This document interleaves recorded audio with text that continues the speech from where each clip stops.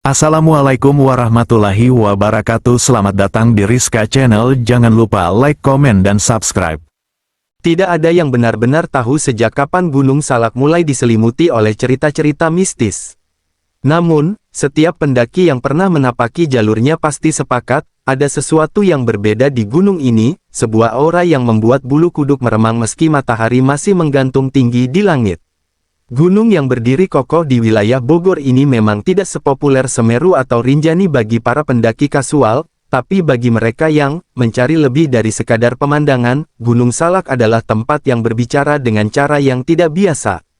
Cerita tentang pendaki yang hilang seperti sudah menjadi rutinitas tahunan. Entah karena tersesat, cuaca buruk, atau hal-hal yang tak bisa dijelaskan dengan logika. Ada yang bilang mereka dibawa penunggu gunung, ada pula yang meyakini bahwa tempat ini adalah gerbang ke dunia lain. Warga sekitar bahkan enggan bicara terlalu banyak soal ini. Salak itu tempatnya orang-orang kuat hati, bukan kuat fisik saja, kata seorang penjaga warung di kaki gunung dengan tatapan yang sulit dijelaskan.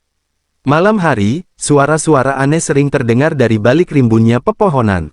Tangisan, tawa lirih, atau bahkan suara orang memanggil nama sendiri. Anehnya, suara-suara itu tidak pernah terekam kamera, dan tidak pernah terdengar kembali saat dicari sumbernya. Namun, mereka yang pernah mendengarnya tahu, itu bukan suara yang berasal dari dunia manusia. Beberapa tahun silam, seorang pendaki veteran mengaku melihat jalan setapak yang tak pernah ada di peta manapun.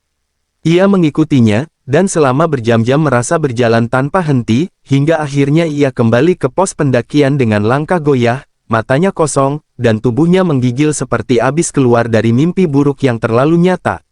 Ia tak pernah mau bicara apa yang dilihatnya. Hanya satu kalimat yang ia ulang terus, jangan ikuti suara dari kabut. Gunung Salak bukan sekadar tempat untuk menaklukkan ketinggian. Ia adalah penjaga rahasia-rahasia tua, tempat di mana logika seringkali dikalahkan oleh sesuatu yang lebih dalam, lebih kelam. Dan tahun 2007, 13 pendaki memutuskan untuk menguji nyali mereka di sana. Tanpa mereka sadari, gunung itu sudah lebih dulu mengamati mereka, dalam diam. Hari itu langit tampak cerah, seolah Gunung Salak sedang menyembunyikan wajah kelamnya di balik langit biru yang menenangkan. 13 orang pendaki muda, sebagian besar mahasiswa pecinta alam dari Jakarta, berkumpul di base camp dengan semangat yang nyaris meledak. Mereka tertawa, berfoto, dan membagikan logistik, seolah pendakian ini hanyalah satu dari sekian banyak petualangan biasa.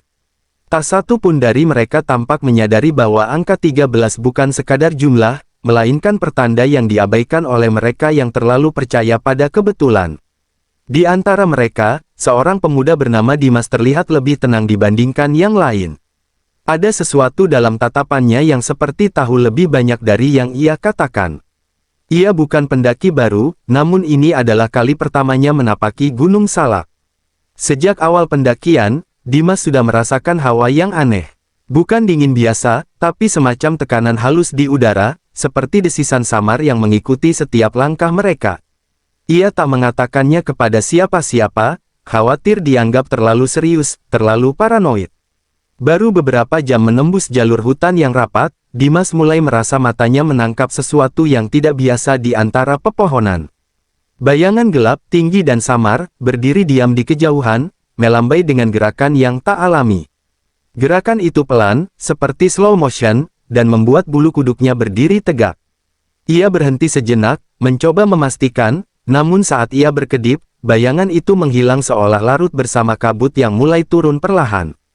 "Lo lihat tadi?" tanyanya lirih. Pada Rian, sahabatnya yang berjalan di samping. Namun Rian hanya mengernyit bingung. "Lihat apaan, Mas?" Suasana menjadi sedikit canggung, tapi Dimas memilih diam. Mungkin hanya halusinasi, pikirnya, meski hatinya tahu, matanya tidak bohong. Tapi sebelum ia sempat berpikir lebih jauh, hujan turun tanpa aba-aba. Deras, deras sekali, seakan langit ingin menutup mata mereka dari sesuatu yang tak boleh dilihat lebih lama. Basah kuyup dan kelelahan, rombongan itu akhirnya memutuskan berhenti lebih awal dan mendirikan tenda di tempat yang dianggap aman, meski jauh dari rencana semula. Tidak ada tawa malam itu, hanya suara hujan yang menghantam kain tenda seperti denting waktu yang menakutkan. Dimas berbaring dalam diam, matanya menatap langit-langit tenda yang bergetar oleh hembusan angin. Tapi jauh di dalam hatinya, ia tahu, bayangan itu belum selesai dengannya. Malam mulai menelan hutan, dan kegelapan merayap begitu cepat hingga cahaya senter tak lagi mampu menembus lebih dari beberapa meter ke depan. Kabut tipis melayang di antara pepohonan, menari perlahan seperti roh-roh lama yang terbangun dari tidur panjangnya. Di dalam tenda, udara dingin menusuk, bukan hanya karena cuaca, tapi karena suasana yang menggantung seperti ancaman yang tak terlihat. Tak seorang pun banyak bicara. Tertawa yang biasa menghangatkan malam pendakian kini hanya tinggal kenangan dari siang tadi. Dimas mencoba memejamkan mata, tetapi rasa gelisah itu terus menari dalam pikirannya. Ia merasa ada sesuatu di luar tenda, sesuatu yang tak kasat mata namun kehadirannya begitu kuat.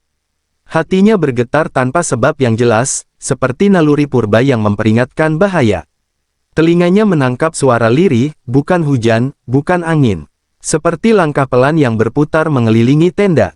Langkah yang berat dan malas, seperti seseorang yang tidak memiliki tujuan, hanya menunggu. Pikiran Dimas kembali pada bayangan hitam yang ia lihat siang tadi. Ada keterhubungan yang tak bisa ia jelaskan, tapi instingnya berteriak bahwa semua ini bukan kebetulan. Ia membuka resleting tenda perlahan, mencoba mengintip keluar, dan seketika tubuhnya membeku.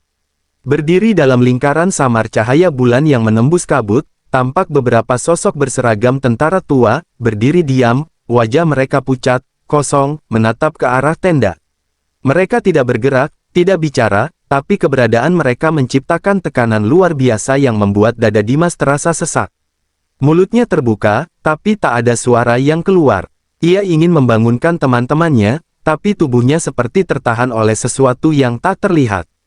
Detik demi detik berlalu seperti jam, hingga tiba-tiba, salah satu dari sosok itu mengangkat tangan, menunjuk langsung ke arahnya. Dimas mundur tergesa, jatuh ke dalam tenda dengan napas terengah dan mata terbuka lebar. Tapi saat ia memanggil Rian dan teman-teman lainnya, mereka hanya menggeliat tanpa benar-benar terbangun, seolah terperangkap dalam tidur yang terlalu dalam. Dan di antara derasnya hujan dan gemuruh petir yang kini mulai memekakkan malam, Dimas menyadari satu hal yang membuat darahnya benar-benar membeku, suara langkah di luar tidak hanya satu arah. Mereka mengelilingi tenda, seperti sedang menjaga, atau menunggu seseorang keluar lagi. Dimas duduk terpaku, tubuhnya gemetar meski ia mencoba meyakinkan dirinya bahwa semua itu hanya bayangan pikirannya yang lelah. Tapi suara langkah itu terus terdengar, berirama, mengelilingi tenda. Tidak seperti hewan, tidak seperti manusia biasa. Langkah itu terlalu berat, terlalu seragam, seperti dipimpin oleh komando yang tidak terdengar. Ia meraih senter, menyorotkan cahayanya ke sela-sela kain tenda.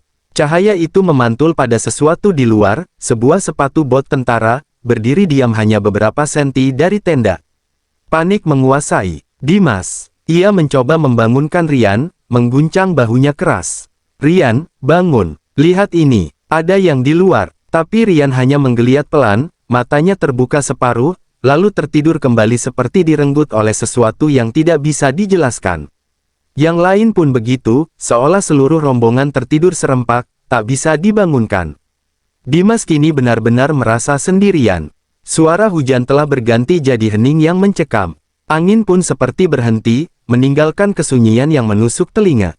Tak tahan lagi, Dimas perlahan membuka tenda dan melangkah keluar. Dunia di luar tampak berbeda, lebih gelap, lebih sunyi.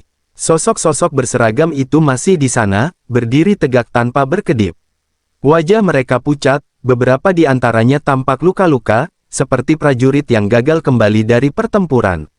Salah satu dari mereka memiringkan kepala, menatap Dimas seperti sedang menelusuri pikirannya. Tidak ada suara, tidak ada pergerakan, hanya tatapan kosong yang mengiris ketenangan malam. Lalu, dari kejauhan, terdengar suara pelan, lirih, seperti lantunan doa yang ditiupkan angin dari puncak bukit. Suara seorang wanita, merapalkan ayat-ayat yang membuat dada Dimas terasa hangat untuk sesaat. Sosok-sosok itu mulai goyah, perlahan memudar seperti asap tertiup angin. Satu persatu mereka menghilang tanpa jejak, meninggalkan udara yang lebih ringan tapi menyisakan pertanyaan yang menggantung di benak Dimas, siapa yang membaca doa itu? Dan, dari mana asalnya? Dimas berdiri sendiri di tengah kabut yang kembali menebal. Nafasnya teratur, tapi matanya masih mencari sumber suara, mencari arti dari semua ini. Ia kembali ke tenda dengan langkah berat, menatap teman-temannya yang masih tertidur lelap. Di balik rasa tenangnya, ada ketakutan baru, jika malam ini baru permulaan, apa yang menanti mereka esok hari. Fajar menembus kabut dengan enggan, membawa cahaya pucat yang lebih terasa seperti bayangan daripada harapan. Dimas terbangun dalam posisi duduk, bersandar di dalam tenda dengan napas berat. Ia bahkan tak ingat kapan tepatnya tertidur. Di luar, udara masih diselimuti kabut, dan suara hutan terdengar lebih pelan dari biasanya, seperti baru saja melewati malam yang berat. Rian mulai terbangun, begitu juga beberapa teman lainnya, semua dengan ekspresi kebingungan dan lelah, seakan mereka baru saja bangun dari mimpi panjang yang aneh. Tidak satu pun dari mereka mengingat kejadian semalam. Hanya Dimas yang terdiam dengan tatapan kosong. Dalam diam, Dimas berdiri dan berjalan menjauh dari tenda. Kakinya seolah digerakkan oleh sesuatu yang lebih dalam dari kehendaknya sendiri. Langkah demi langkah membawanya menuju arah suara lantunan yang semalam menyelamatkannya. Semakin tinggi ia mendaki bukit kecil di sebelah jalur utama, udara terasa lebih berat, seolah setiap hembusan napas harus diperjuangkan. Namun dia tidak berhenti. Ada sesuatu di ujung sana yang memanggil, bukan dengan suara, tapi dengan rasa. Di puncak bukit itu, ia berdiri di antara pohon-pohon tua yang merunduk seperti menyimpan rahasia. Tak ada siapapun di sana, hanya jejak samar di tanah, langkah kecil seperti milik seorang wanita. Dimas memejamkan mata, dan sekali lagi, suara lantunan itu terdengar. Lembut, suci, menenangkan, namun menyimpan kesedihan yang dalam. Suara yang tidak datang dari mulut manusia, tapi dari tempat yang tak bisa dijangkau oleh logika. Ia merasa kecil, rapuh, tapi juga diselimuti rasa aman yang tak bisa dijelaskan. Saat Dimas membuka mata, cahaya matahari akhirnya berhasil menembus kabut. Sekilas, ia melihat sosok perempuan berjubah putih berdiri di antara pepohonan. Wajahnya tak terlihat jelas, tapi keberadaannya memancarkan ketenangan yang tidak berasal dari dunia ini. Sosok itu mengangguk pelan ke arah Dimas sebelum perlahan memudar ke dalam kabut, seperti embun yang menguap oleh sinar pagi. Dan untuk pertama kalinya sejak tiba di Gunung Salak, Dimas merasa tidak takut. Ketika ia kembali ke perkemahan, teman-temannya sudah bersiap melanjutkan pendakian, seolah malam tadi hanyalah malam biasa. Tidak ada bekas langkah tentara, tidak ada bukti suara lantunan, tidak ada tanda apapun. Tapi di dalam hati Dimas, semua itu nyata. Gunung Salak tidak memberi jawaban, hanya memperlihatkan bahwa ada batas-batas antara dunia manusia dan yang tak terlihat.